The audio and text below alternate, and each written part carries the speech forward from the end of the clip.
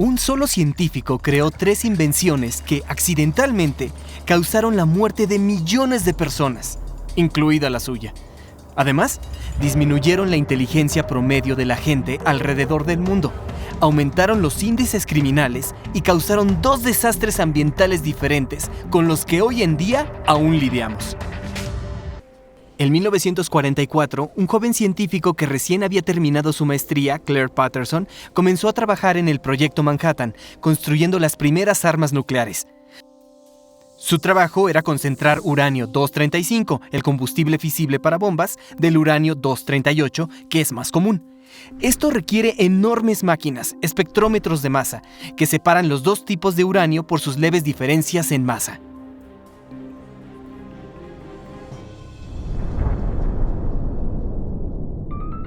Luego de la guerra, Patterson volvió a la universidad para obtener su doctorado. Eligió una investigación en la que podía aprovechar su experiencia con espectrómetros de masa, la medición de la edad de la Tierra. Las piedras radiactivas son efectivamente relojes. El uranio-238, por ejemplo, al decaer se vuelve torio y luego protactinio, y luego de 12 deterioros más se vuelve plomo-206, que es estable. La tasa de decaimiento es consistente y puede ser medida. 4.500 millones de años es lo que le lleva a media muestra de U-238 decaer hasta plomo-206. El proyecto de doctorado de Patterson era determinar la edad de la Tierra al medir la proporción de uranio a plomo en rocas primigenias. Pero para calibrar su instrumento, primero usó cristales de zircón cuyas edades ya conocía. El zircón es ideal para este objetivo porque al formarse contiene una cantidad de uranio, pero al contrario, nada de plomo.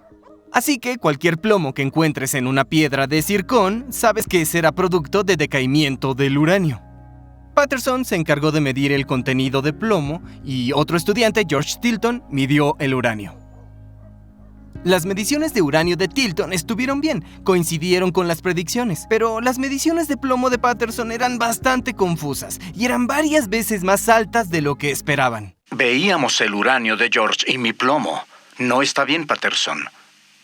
Había plomo ahí que no correspondía. Se preguntarán de dónde venía todo este plomo extra. Ese misterio tomaría control del resto de la vida de Claire Patterson y lo llevaría hasta literalmente los confines de la Tierra.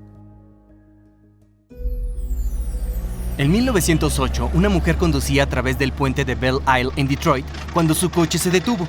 Otro conductor se detuvo para ayudar. Por aquellos días, los automóviles debían impulsarse a mano para arrancar. Se agachó, giró la manivela y el motor volvió a la vida de forma algo brusca. El hombre no llegó a alejarse. La manivela lo golpeó en el rostro y le partió la mandíbula. Murió a causa de sus heridas. Todo por la manivela del auto. Su nombre era Byron Carter y era fundador de su propia compañía de coches.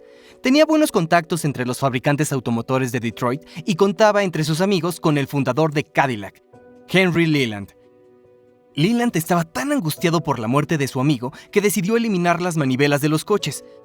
Contrató a Charles Kettering para crear un auto que se encendiera solo. Para 1911 tenía un prototipo funcional. El uso de la manivela era difícil y peligroso, y mejor dejado a los hombres. Pero un automóvil que se enciende solo cambió todo. El primer auto sin manivela del mundo fue el Cadillac Modelo 30. Era mucho más poderoso que cualquier auto anterior. Alcanzaba los 72 km por hora y los 40 caballos de fuerza, el doble que el Ford Modelo T. El Modelo 30 fue un gran éxito para Cadillac, duplicando las ventas anuales de la compañía. Pero tenía un problema. El sonido que emitía era ensordecedor. En los motores de combustión interna, un pistón comprime la mezcla de aire y combustible que luego se enciende mediante una chispa de la bujía. Los gases calientes en expansión empujan el pistón nuevamente hacia abajo. El problema con el Modelo 30 era que su motor comprimía la mezcla de aire y combustible más que otros modelos, tanto que era común que el combustible hiciera combustión espontánea antes que la chispa de la bujía. Así, en lugar de explosiones regulares y ordenadas, obtenían múltiples explosiones aleatorias que llevaban a olas de presión turbulentas en el cilindro. El sonido resultante hizo que el problema fuera llamado golpes de motor. Los golpes no solo molestaban al oído, también dañaban el desempeño del motor, reducían el poder generado y bajaban la eficiencia del combustible. Las vibraciones dañaban el pistón y las paredes del cilindro, acortando la vida del motor. La buena noticia era que los golpes del motor podían corregirse cambiando el combustible. Combustibles distintos pueden tolerar distintos niveles de compresión antes de detonar. El N-heptano, por ejemplo, combustiona espontáneamente bajo poquísima compresión. El isoctano, en cambio, tolera un índice de compresión mucho más alto antes de encenderse, por lo que es mucho menos posible que cause golpes. Para cuantificar cuánta compresión puede tolerar un combustible, los científicos crearon el sistema de octanaje. Arbitrariamente asignaron al isoctano el índice de 100 y de 0 al N-heptano. Los combustibles reales no solo incluyen estos dos ingredientes, son una mezcla de muchos hidrocarburos diferentes, pero el índice de octanos nos dice qué mezcla de octano y heptano resulta en un desempeño equivalente. Por ejemplo, el combustible de 98 octanos tolera la misma compresión que la mezcla de 98% de octano y 2% de heptano. Tomaré algo de este combustible de 98 octanos y lo pondré en este pistón. Cuando lo comprimo, no pasa nada, que es exactamente lo que esperaríamos. Este combustible tolera mucha compresión. El diésel tiene un octanaje de 20, así que actúa como una mezcla de 20% de isoctano y 80% de N-heptano. Si pongo algo de diésel aquí, veremos qué pasa ante el mismo índice de compresión.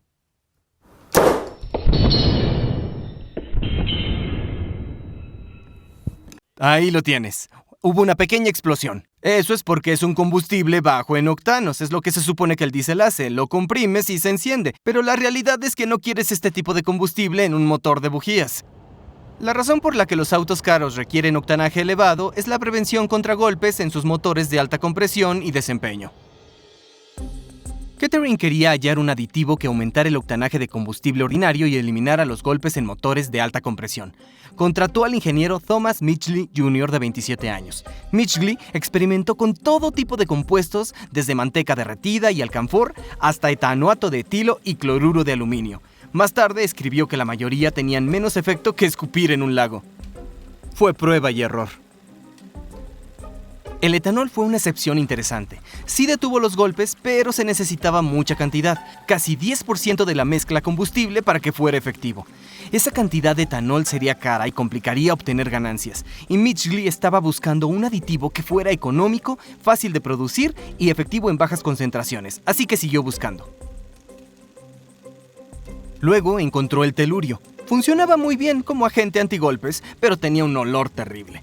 No podías deshacerte de él ni cambiando tu ropa ni bañándote. Su esposa se molestó tanto con el olor que él tuvo que dormir en el sótano por 7 meses. Midgley escribió: aunque se duplicara la economía del combustible, no creo que la humanidad tolere este olor. El 3 de diciembre de 1921, luego de 5 años de trabajar sobre el problema, Midgley halló lo que creyó que sería la solución perfecta: tetraetilo de plomo, que tiene un átomo de plomo en su centro. Este aditivo era exactamente lo que buscaba. Detenía los golpes, no olía mal, era económico producirlo y fácil obtenerlo. Lo mejor de todo es que bastaba con solo una parte en 1000 para que fuera completamente efectivo. En una llamada a Kettering, Midgley dijo: ¿te imaginas el dinero que haremos con esto? Haremos $200 millones o quizá más. Esos son más de $3,000 millones en la actualidad.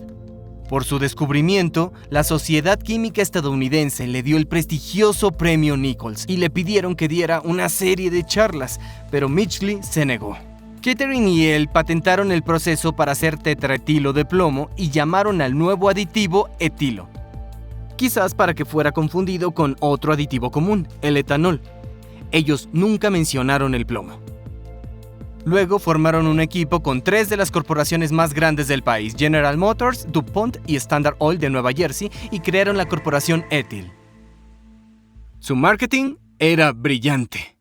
Ningún hombre puede ver el asombroso logro de esta división de investigación sin la creencia de que estos hombres están avanzando con los ojos en el futuro, buscando nuevos hechos y principios que harán la vida mejor y más fácil para todos nosotros.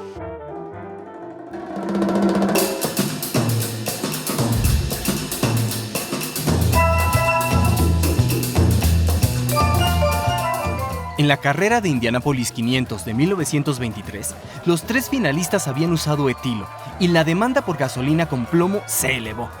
Para dar abasto, la corporación Ethyl debió construir una nueva planta química en Nueva Jersey, pero el proyecto comenzó de forma terrible.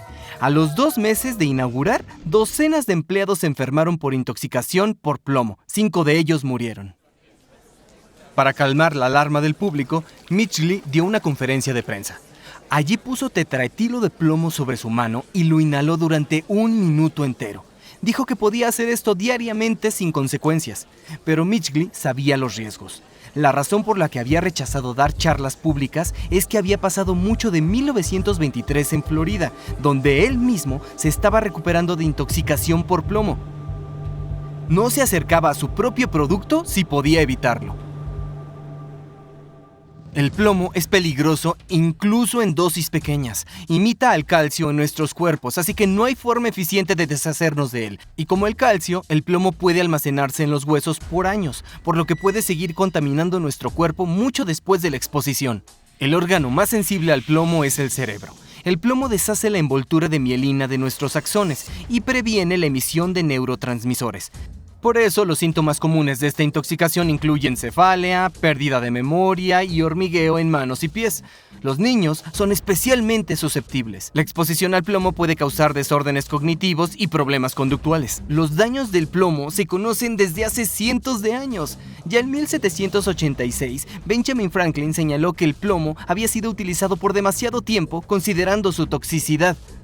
Observarán con precaución cuánto tiempo una verdad útil puede conocerse y existir antes de que sea generalmente recibida y empleada. Le hubiese indignado saber que casi 150 años después, científicos planeaban agregar plomo al combustible. Médicos y oficiales de salud del MIT, Harvard, Yale y el Servicio Estadounidense de Salud Pública le escribieron a Midgley advirtiéndole sobre la producción de tetraetilo de plomo. Llamaron al plomo veneno astuto y malicioso y una amenaza seria para la salud pública. Sus preocupaciones fueron ignoradas. Este modelo muestra cómo la cantidad justa de fluido con tetraetilo de plomo y tintura se agrega a la gasolina. Nadie cuestionaba que mucho plomo era malo para la salud, pero ¿cuánto daño podía hacer una pizca? Para los años 50, millones de conductores en el mundo quemaban plomo en sus coches y lo incorporaban al aire. Un poco de ese plomo acabó en el zircón de Claire Patterson, impidiendo que pudiera determinar su edad. En 1952 se mudó a Caltech, donde construyó un laboratorio. Al sospechar de contaminación ambiental, arrancó los cables de las paredes para eliminar soldaduras de plomo. Limpiaba los pisos y bancos diariamente con amoníaco y se aseguraba de la buena ventilación del laboratorio. Para ingresar, se debía usar un traje plástico. En resumen, Patterson inventó la habitación estéril. Allí dentro, enfocó su atención en las rocas más viejas del sistema solar, los meteoritos. Todas las rocas originales de la Tierra habían sido destruidas hacía tiempo por la actividad tectónica, pero los meteoritos vienen de asteroides que se formaron casi al mismo tiempo que la Tierra, solo que han estado vagando por el espacio hasta entrar a la atmósfera terrestre.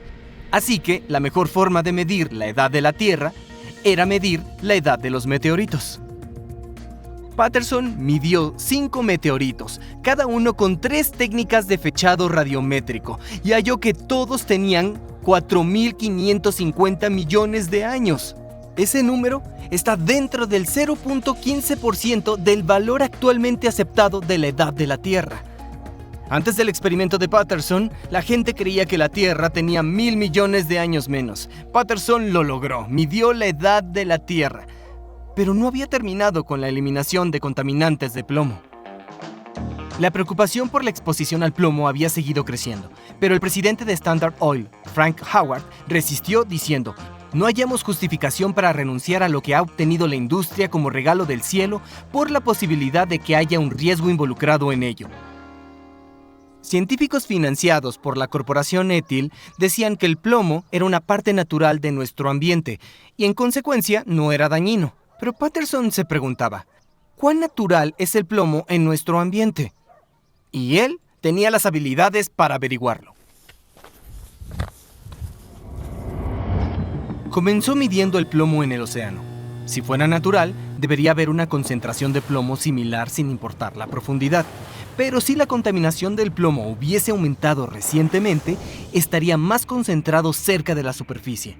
Tomó muestras del Pacífico y del Atlántico de una profundidad de hasta 4 kilómetros. Y efectivamente, la concentración de plomo era cerca de 10 veces mayor cerca de la superficie. La polución del plomo era ciertamente reciente, pero ¿cuándo comenzó exactamente?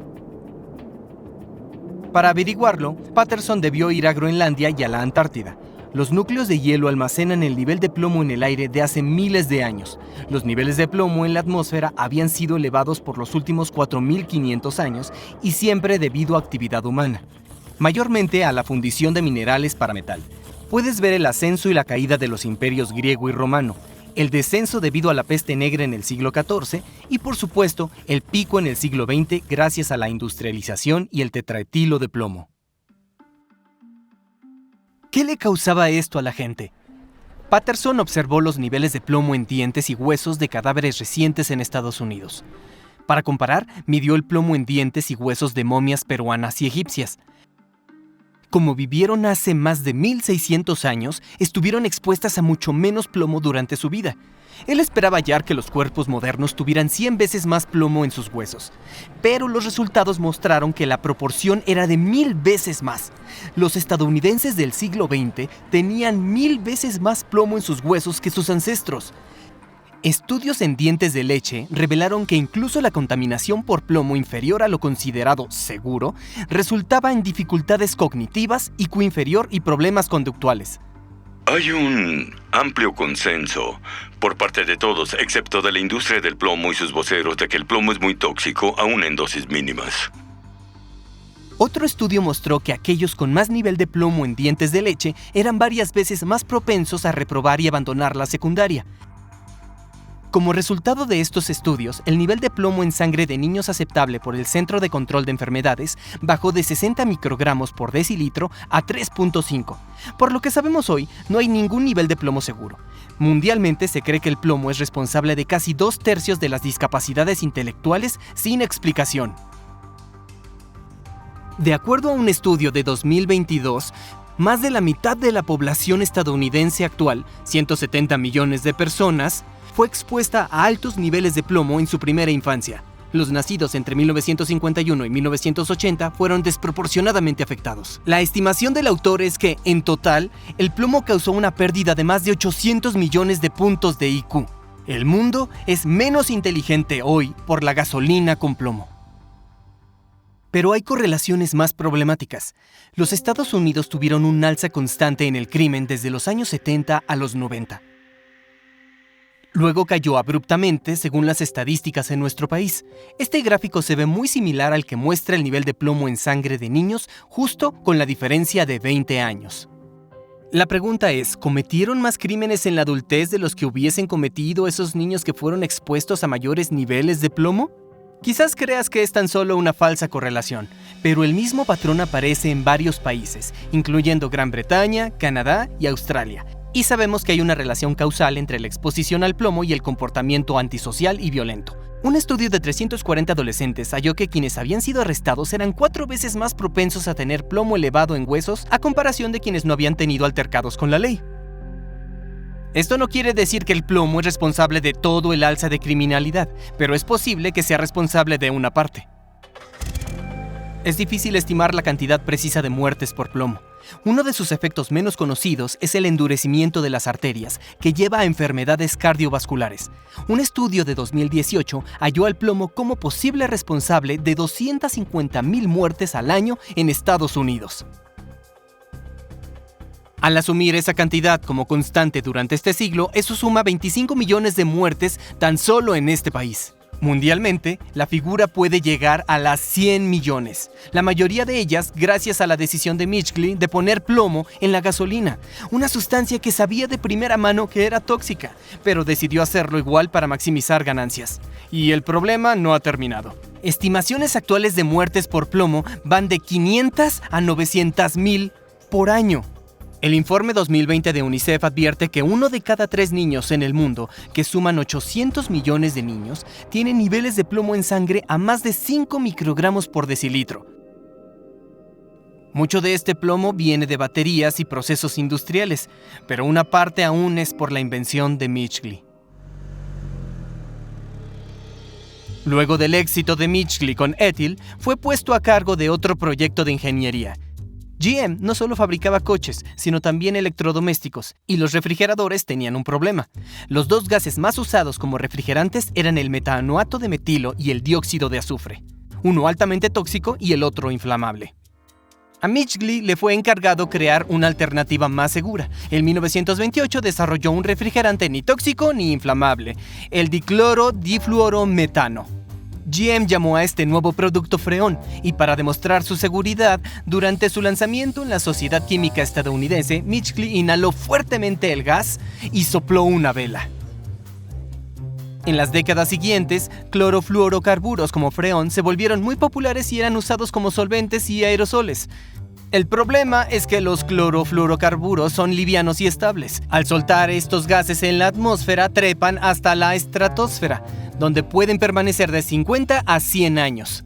Pero si una de sus moléculas es tocada por un fotón ultravioleta de la energía justa, se rompe en pedazos y suelta un átomo de cloro. Ese átomo de cloro puede luego reaccionar con ozono, dividiéndolo en monóxido de cloro y gas oxígeno. El resultado fue otro desastre ambiental, el agujero en la capa de ozono. Con menos ozono, más rayos UV penetran la atmósfera y aumentan los índices de cáncer de piel y cataratas. Los clorofluorocarburos generan efecto invernadero. Producen 10.000 veces más calentamiento por kilo que el dióxido de carbono. El historiador John McNeill escribió que Midgley tuvo más impacto en la atmósfera que cualquier otro organismo en la historia de la Tierra. Un acuerdo para gradualmente eliminar estos gases, el Protocolo de Montreal, entró en vigor en 1989 y la capa de ozono está mostrando signos de recuperación, pero llevará muchas más décadas recuperarse por completo. En 1940, a los 51 años, Midgley contrajo polio y una discapacidad motriz. Para ayudarlo a levantarse, desarrolló una cama mecánica controlada por una serie de cuerdas y poleas. El 2 de noviembre de 1944, mientras usaba su aparato, se enredó en las cuerdas y murió estrangulado. Gracias al trabajo de Claire Patterson, se volvió claro que el plomo en el ambiente no es natural. Quemar plomo y los motores de combustión propagan los elementos tóxicos por el planeta. En el aire, los océanos, la nieve en el Polo Sur e incluso en nuestros huesos. Japón fue el primero en prohibir el combustible de plomo en autos en 1986. Otros países pronto lo imitaron. Argelia fue el último en hacerlo en 2021. Naciones Unidas calcula que la eliminación de plomo de la gasolina salva más de 1 millón de vidas al año y $2.450.000.000.000. Pero hasta hoy, la gasolina con plomo sigue usándose en motores de aviones a pistón. Esa es ahora la mayor fuente de emisiones de plomo en Estados Unidos. Observarán con precaución cuánto tiempo una verdad útil puede conocerse y existir antes de que sea generalmente recibida y empleada.